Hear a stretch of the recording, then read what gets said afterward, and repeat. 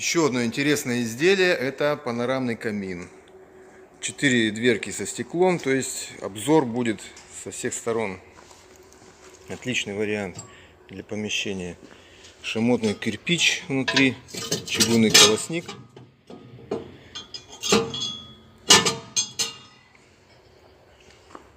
Система чистое стекло здесь внедрена. Здесь прорези для подачи воздуха на стекло сверху и снизу. Подача воздуха будет. Под высоту помещения здесь сделано 3,5 метра. Все это индивидуально. Все изделия делаем индивидуально, надежно, функционально. Павел Печи.рф